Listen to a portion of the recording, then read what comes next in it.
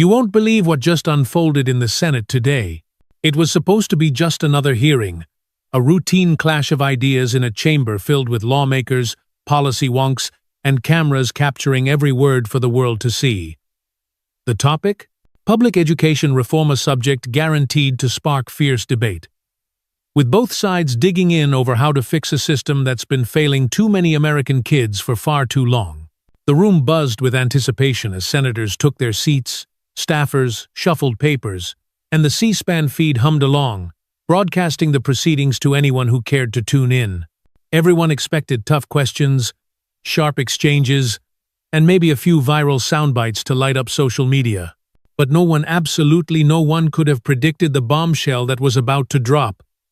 A moment so raw and personal, it would leave the entire chamber stunned and the internet in a frenzy. Senator Elizabeth Warren, the Massachusetts firebrand, known for her razor-sharp intellect and no-holds-barred style, stepped up to the microphone with a glint in her eye that signaled she was ready for battle. Her reputation precedes her. A former Harvard professor with a knack for dismantling opponents with surgical precision, Warren has never been one to shy away from a fight. She launched into a blistering critique of the Republican approach to education reform, her voice dripping with conviction as she tore into their proposals, calling them short-sighted, underfunded, and out of touch with the needs of students, teachers, and parents across the country. Her words were like a well-aimed dart, hitting their mark with force and drawing nods from her allies in the room. The atmosphere was charged.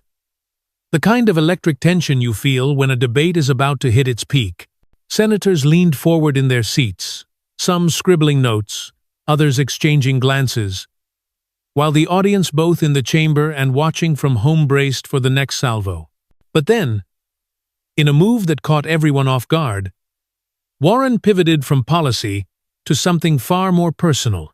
With a smirk curling at the corner of her mouth and a tone laced with biting sarcasm, she turned her gaze directly to Senator John Kennedy, the Louisiana lawmaker with the slow Southern drawl and folksy charm that makes him seem more like your favorite uncle than a Washington insider. "Frankly," she said, her voice cutting through the room like a knife, "it's hard to take advice on education from a relic of the past. Like you, someone who seems more at home in the last century than in today's world." The words landed like a thunderclap. For a moment, the chamber was so quiet you could hear the faint hum of the air conditioning.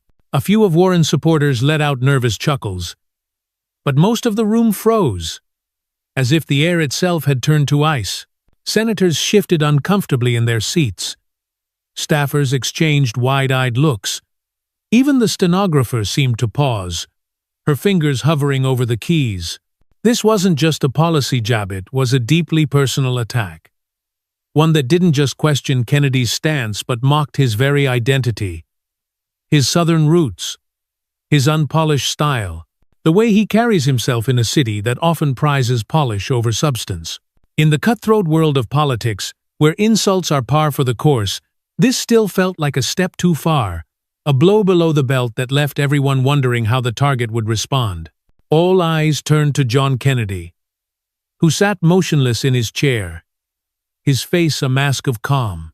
The camera zoomed in, capturing every detail, the slight tilt of his head, the steady gaze in his eyes, the absence of any visible anger or distress. It was a moment that seemed to stretch into eternity, the kind of pause that makes your heart pound because you know something big is coming. Would he fire back with fury, ignore the slight, and move on? Or would he lean into that Southern wit he's known for, the kind that disarms opponents with a smile and a quip? The tension was almost unbearable, a living thing that pulsed through the room, making it feel as though the walls themselves were holding their breath. You could sense the unspoken question on everyone's mind. What's he going to do? Whispers rippled through the gallery, soft murmurs of speculation as senators and aides leaned toward one another, their eyes never leaving Kennedy. The man from Louisiana, often underestimated because of his unhurried speech and down-home metaphors, was now the center of attention, the fulcrum on which this entire moment balanced. He didn't flinch, didn't fidget, didn't give any hint of being rattled.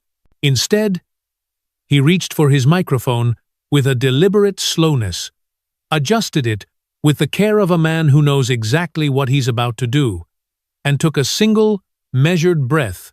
The room seemed to lean in closer, every ear straining to catch his first words. What happened next wasn't just a response, it was a moment that would reverberate far beyond the Senate chamber, a display of poise, intelligence, and unshakable dignity that no one in that room could have seen coming. This was John Kennedy, the man so often dismissed as a simple country lawyer, preparing to turn Elizabeth Warren's cutting insult into an opportunity not just to defend himself, but to speak for every person who's ever been judged for how they talk, where they're from, or how they present themselves to the world.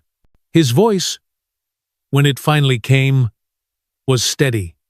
Not loud, but carrying a weight that filled the room, commanding attention without demanding it. This wasn't the opening of an angry tirade or a petty counterattack.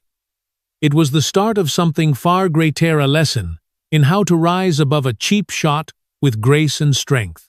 The Senate, for that brief moment, was no longer just a place for political posturing. It became a stage where character and intellect were put to the ultimate test. And John Kennedy was about to show the world what he was made of. Stay tuned. Because what he said next didn't just silence the room, it set the internet on fire, transforming a moment of personal attack into a cultural touchstone that would be talked about, shared, and celebrated for days to come. To understand the brilliance of what happened in that Senate chamber, you need to know the man behind the microphone. Because John Kennedy is not what most people expect. With his slow Southern drawl, folksy sayings,